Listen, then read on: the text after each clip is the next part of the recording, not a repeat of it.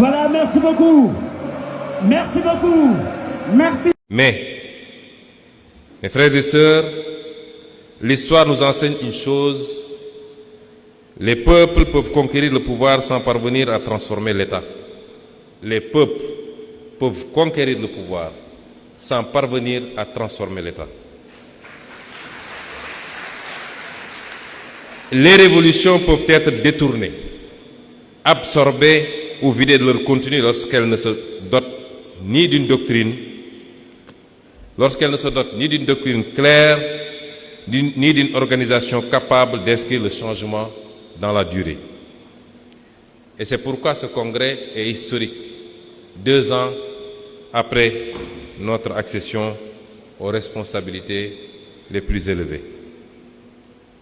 Car il marque le passage d'un mouvement de rupture au parti de transformation historique, autrement dit, au parti révolutionnaire.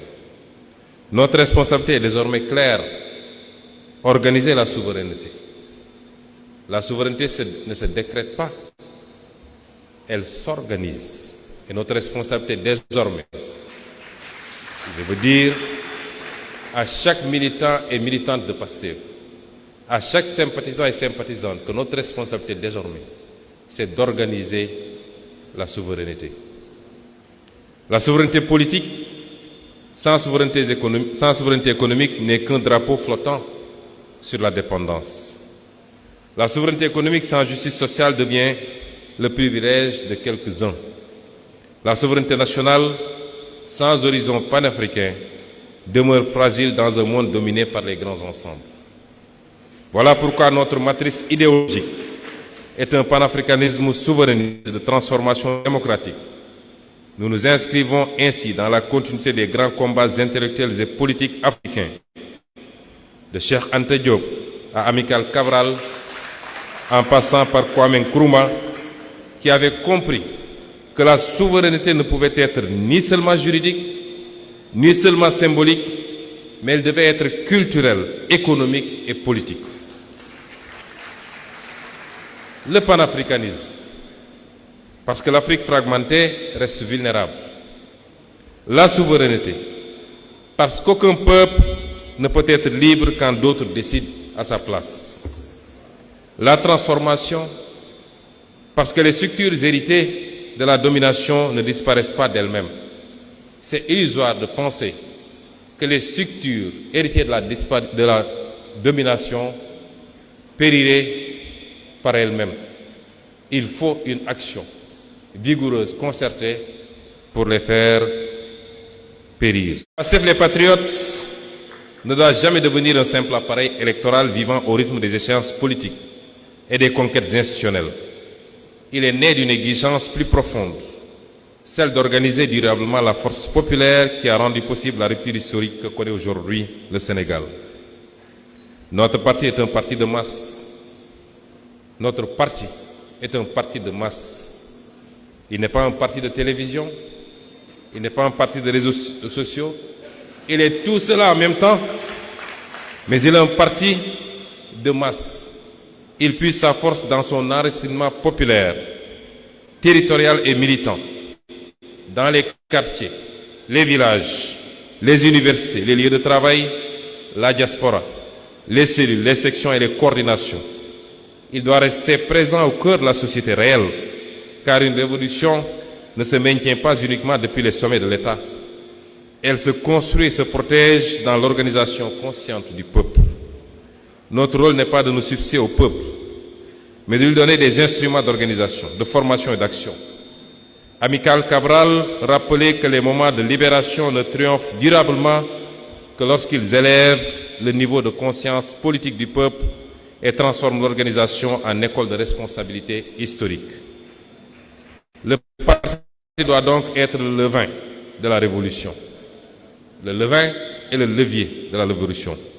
Cette force organisatrice qui relie les aspirations populaires à une stratégie de transformation durable. Cela exige un parti discipliné. Cela exige un parti discipliné. Cela exige un parti discipliné. C'est un des grands chantiers qui nous attend. Un parti discipliné, un parti formateur et idéologiquement clair. Le parti doit miser, accentuer, accélérer les processus de formation des militants et des militantes. Nous avons les militants les plus formidables du monde. Je ne cesserai jamais de vous rendre cet hommage. Mais nous avons ce besoin d'accélérer la formation de ces militants, puisque toutes les autres considérations dépendront de la qualité de cette formation. Un parti capable de produire de la pensée, d'éclairer les choix nationaux, de former ses militants, d'éviter les dérives bureaucratiques et de maintenir le lien vivant entre l'État et le peuple. Car lorsqu'un parti révolutionnaire cesse de former, il commence à s'administrer lui-même. Et lorsqu'il cesse d'écouter le peuple, il commence à se détacher de l'histoire. Chers congressistes, la souveraineté exige un État stratège. Cette exigence prolonge une tradition sénégalaise ancienne portée notamment par Mamadou Dia, qui avait compris très tôt qu'une souveraineté politique ne peut survivre durablement sans maîtrise de l'économie nationale. Une économie productive, une administration efficace, une lutte implacable contre la corruption et les logiques de rente, une jeunesse formée et mobilisée, placée au cœur de la transformation nationale. Une bataille culturelle pour décoloniser les imaginaires. Un parti discipliné, enraciné et formateur. Car un peuple sans organisation devient une colère dispersée. Et un parti sans film devient un appareil sans direction. Chers frères et sœurs d'Afrique et du monde, votre présence parmi nous, comme je l'ai dit à l'entente de mon propos, donne à ce congrès une portée qui dépasse les frontières du Sénégal. Car ce qui se joue aujourd'hui dans notre pays s'inscrit dans un moment historique beaucoup plus large. Le monde traverse une phase de basculement. L'ordre international hérité de la fin de la guerre froide se fragilise. Les certitudes du néolibéralisme vacillent. Les tensions géopolitiques se multiplient, tandis que les inégalités, les crises climatiques, les crises migratoires et les logiques de prédation aggravent la fragilité des peuples du Sud. Oui, nous réaffirmons notre ancrage dans ce Sud global. Dans ce contexte, l'Afrique entre à son tour dans une nouvelle séquence historique. Partout montrent des aspirations à la souveraineté, à la dignité, à la maîtrise des ressources et à la reconquête des capacités nationales. Les peuples africains refusent de plus en plus d'être des périphéries dépendantes dans un monde organisé sans eux et souvent contre eux. Cette aspiration rejoint le long combat mené par Cheikh Anta Diop pour restituer à l'Afrique sa centralité historique, scientifique et civilisationnelle, et par beaucoup d'autres, les Théophile Obenga et beaucoup d'autres scientifiques. Notre sous-région traverse des tensions profondes, crise sécuritaire, instabilité politique, intervention extérieure, fragilisation économique et sociale. Et je veux attirer l'attention que notre révolution est guettée aujourd'hui justement par ces interventions extérieures. Tout ce qui se passe actuellement au Sénégal ne relève pas seulement de considérations endogènes. J'y reviendrai plus largement dans d'autres développements.